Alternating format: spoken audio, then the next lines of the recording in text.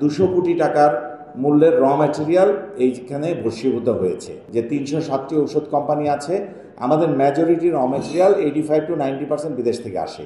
তার ভিতরে কস্টলি এবং জরুরি যে র ম্যাটেরিয়ালগুলো, ইম্পর্টেন্ট র ম্যাটেরিয়ালগুলো কিন্তু আমরা আসলে বাই এয়ারে আনি এবং এটা রিলিজ হয় ঢাকা এয়ারপোর্টে। আর বাল্ক ভলিউমের একটু চিপার যেগুলো, সেগুলো আমরা নিয়ে আসি হচ্ছে চিটাগাং পোর্টের মাধ্যমে।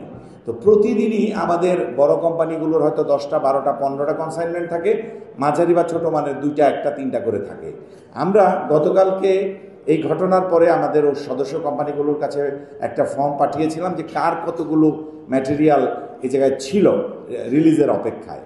তো গতকালকে সন্ধ্যার পর থেকে আজকে সকাল 11টা পর্যন্ত আমি 32টা কোম্পানির কাছ থেকে যে রিপোর্ট পেয়েছি, তাতে আমাদের প্রায় 200 কোটি টাকার মূল্যের র ম্যাটেরিয়াল এইখানে ভস্মীভূত হয়েছে। আপনি যদি এটাকে হিসাব করেন যে আমরা প্রত্যেকটা কোম্পানি কিন্তু ইম্পোর্ট করি, ইম্পোর্ট বেসড র ম্যাটেরিয়ালের।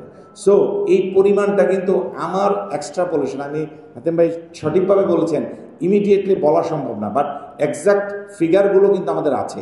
কারণ আমরা যেহেতু এলসি করে নিয়ে আসছি, সো কতগুলো প্রোডাক্ট কত ভ্যালুতে আমরা নিয়ে আসছি সেটা কিন্তু আমাদের উল্লেখ করা আছে। সো এটা যখন আমি সকল কোম্পানির কাছ থেকে আগামী 3-4 দিনের ভিতর পাবো, পরিমাণটা অনেক বেড়ে যাবে। এখন এই র ম্যাটেরিয়াল কিন্তু শুধু র ম্যাটেরিয়াল না, এটার বিজনেস ইম্প্যাক্ট অনেক বেশি আছে। ফার্মাসিউটিক্যাল ক্ষেত্রে আপনারা জানেন যে ম্যাটেরিয়ালগুলো টেম্পারেচার কন্ট্রোল অনেকগুলো জিনিস আছে, বিশেষ করে ক্যান্সারের জন্য যে ম্যাটেরিয়ালগুলো, বায়োলজিক্স যেগুলো আছে, ইনসুলিন, ভ্যাকসিন, এগুলোকে টেম্পারেচার কন্ট্রোল অবস্থায় রাখতে হয়।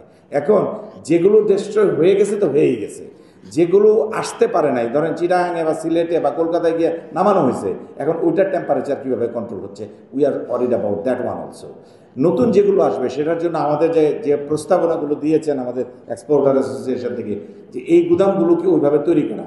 আমার যেমন একটি নার্কোটিক প্রোডাক্ট ডিস্ট্রয় হয়েছে, নার্কোটিকের একটি বাৎসরিক কোটা থাকে, এখন আবার নতুন করে আবার আমার কোটা নির্ধারণ করে ডিজি ড্রাগস নার্কোটিক্সকে পাস করে আবার নিয়ে আসতে হবে, এটা 4 থেকে 6 মাস। সো প্রোডাক্টগুলো যেগুলো আমাদের ডিস্ট্রয় হয়েছে সেগুলোর মানে যখন আমি ফিনিশ গুড তৈরি করব, এটার ইম্প্যাক্ট কিন্তু আগামী 2 থেকে 6 মাসের ভিতরে মার্কেটে আসবে।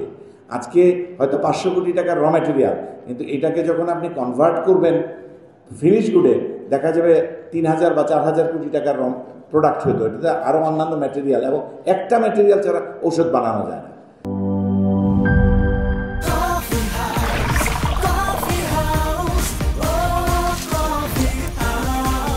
কফি হাউস, প্রতি চুমুকে আড্ডা জমে।